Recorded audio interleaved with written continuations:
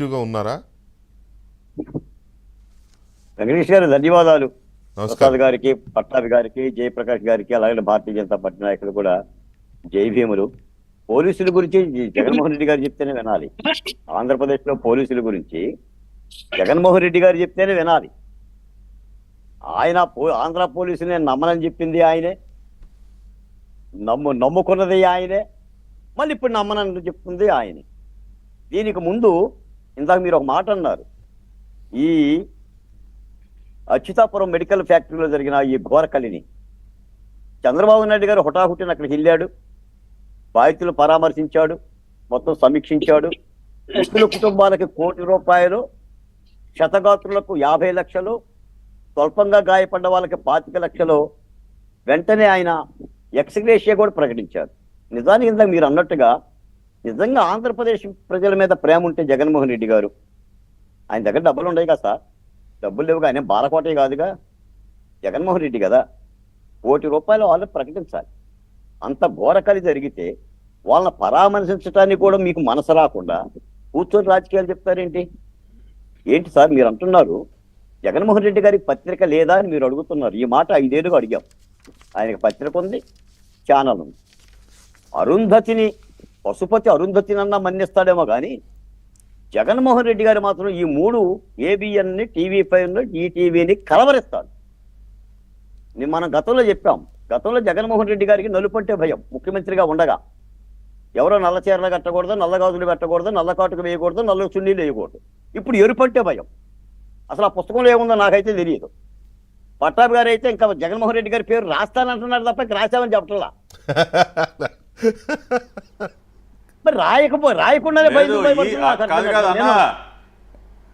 కాదన్నా, విశాఖపట్నం ఇష్యూలో కూడా మళ్ళీ రాయాలన్నా, ఆల్రెడీ రాయలేదని కాదు. ఇవాళ విశాఖపట్నం ఘటనలో ఎవరెవరు రాశారో తెలియదు, రాశారో లేదో కూడా తెలియదు. అది కూడా నిజమే కదా. ఇవాళ చంద్రబాబు నాయుడు గారు నిన్న పోలీస్ అధికారులతో మీటింగ్ పెట్టి నేరస్తులు భయపడేలా చర్యలు తీసుకోవాలన్నాడండి. నేరగాళ్ళు భయపడాలన్నాడు. తప్పే ఉంది సార్ అందులో? జగన్మోహన్ రెడ్డి గారికి ఎందుకు తప్పు అనిపించింది? నేరగాళ్ళ మీద చర్యలు తీసుకుంటే జగన్మోహన్ రెడ్డి గారికి తప్పేంటన్నా. పైగా బాలకోటే గారు ఇక్కడ ఇంకొక ఇది కూడా ఉంది. చంద్రబాబు నాయుడు గారు అన్న సెన్స్ ఏంటి? ఆడపిల్లల మీద, మహిళల మీద, మైనర్ బాలికల మీద అఘాయిత్యాలు చేసే వాళ్ళు భయపడాలి, వాళ్ళకి బతికే ఇదే లేదు భూమి మీద అనే దీంట్లో మాట్లాడారు చంద్రబాబు నాయుడు గారు. వాళ్ళని మాట్లాడితే ఈయన కోపం వస్తుంది. అది అక్కడ పాయింట్.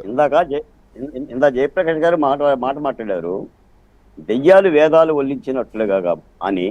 దెయ్యాలు వేదాలు వల్లించడం కాదండి, మనం కొత్త పరిభాషలోకి వెళ్ళాలి. రావణాసురుడు సీతమ్మ మీద జారి చూపించినట్టు, దుర్యోధనుడు ద్రౌపదిని పొగిడినట్టు ఈయన మాట్లాడుతున్న తీరు అలా ఉంది. మనం గతంలో ఎన్నోసార్లు చెప్పా. నేనైతే 13వ శతాబ్దపు చౌడపు మహాకవి చెప్పా, ఆలమందల చెదిరిన పశువుల కాపరిది తప్పు, సేనల చెదిరిన సేన నాథుడి తప్పు జగన్మోహన్ రెడ్డి గారు అని చెప్పా. గారు అని చెప్పా. తర్వాత అధికారంతమును చూడవలే అయ్యవారి సోయగాలు, సౌభాగ్యాలు అని చెప్పాం. ఈ రోజు నాకు ఒకటి అర్థమవుతుంది సార్, ఈ పార్టీ ఒక బుట్ట మునగటానికి సిద్ధంగా ఉన్నట్టుంది. అందరిని ఏమంటే కలిసికట్టుగా పోరాడదాం అంటున్నాడు. ఏదో ఏట్లో పడితే సముద్రంలో పడితే గట్టిగా వాటేసుకుంటున్నాడు అన్నట్టుగా పార్టీ అతలాకుతలం అయిపోయింది. ఎప్పుడైతే 11 స్థానాలు వచ్చినాయో దెమ్మ తిరిగి బొమ్మ కనిపించింది.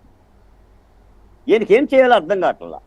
ఇంకో మాట, డైరెక్ట్గా విషయంలోకి వస్తున్నాను. వెంకటకృష్ణ గారు, ఫైలు దగ్ధమైతే జిల్లా కలెక్టర్ ఆఫీసులో ఉంటాయి, MRO ఆఫీసులో ఉంటాయి, ఇంకా ల్యాప్టాప్ల్లో ఉంటాయి. అంటే తగలబెడతారా? తగలబెడితే చర్యలు తీసుకోరా? జిల్లా కలెక్టర్ ఆఫీసులో ఉన్నాయి కాబట్టి చేసి సబ్ కలెక్టర్ కార్యాలయంలో ఫైల్ తగలబెడతారు.